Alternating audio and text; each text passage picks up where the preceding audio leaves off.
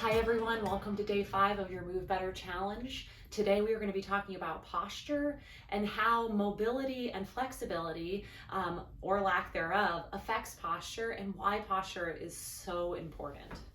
Let's first talk about what good posture actually means.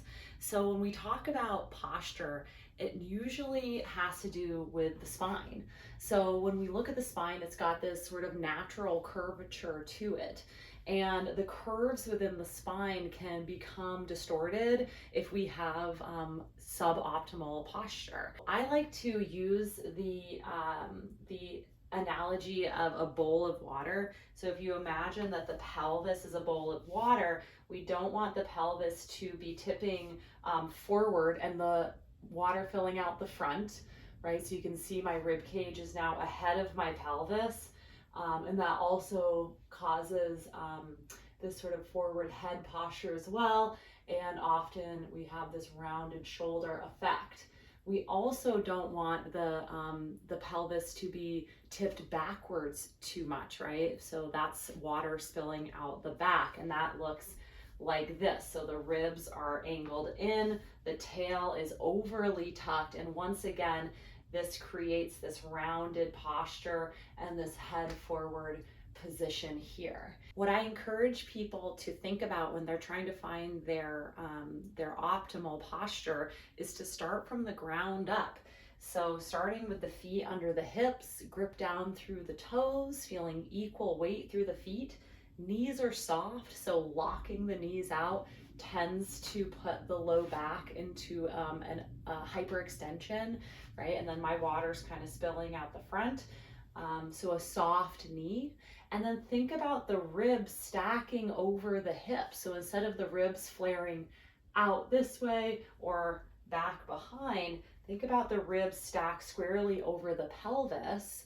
And that normally will bring the spine into alignment. And finally, the cervical spine, which is the neck, oftentimes we are slightly jutted forward. So I like to think about if I had the wall up behind me, could I bring my neck back this way? So it's not about tucking the chin downward. It's kind of like if you were to take your face and kind of push it back. So when our posture is not optimal, and let's say we have this rounding forward position within the spine, there are a few things that happen. We lose our ability to twist and rotate, right? So our ability to move this way becomes limited, and the ability to laterally bend becomes limited, and the ability to extend the spine becomes limited. So we become less mobile. When we have suboptimal posture and we can't breathe fully, deeply, and correctly, we tend to take shallower breaths. And shallow breathing actually sends signals to the brain that we're in danger, right? There's a threat in the area. Whereas deep belly breathing, diaphragmatic breath, where we are really breathing fully, activates the rest digest part of the brain and helps us to feel more calm, feel more relaxed, and that shows up with lower blood pressure as well. So now that I've thoroughly freaked you out about about posture and breathing, oh my goodness, right? What can we do about this? What can we do to improve our posture?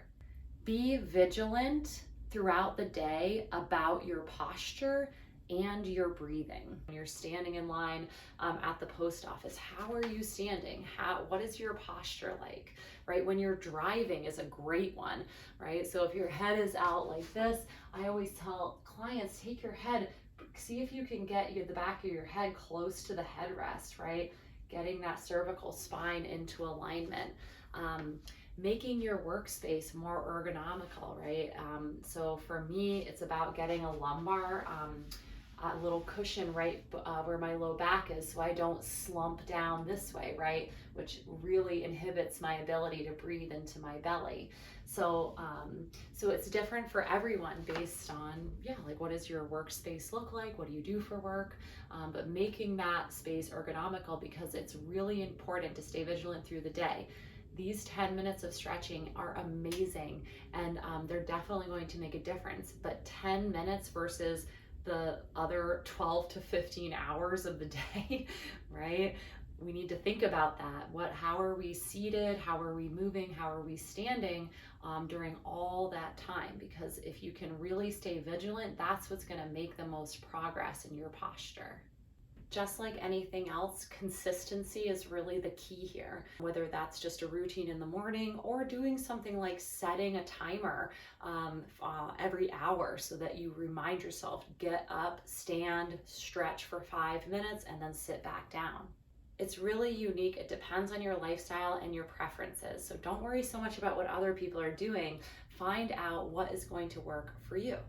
Jen has a great video coming up tomorrow all about habit building. So you can take what you learned today, mix it up with her tips about how to build sustainable new habits, and you should be golden. So again, we hope you're enjoying this challenge, and we will see you soon.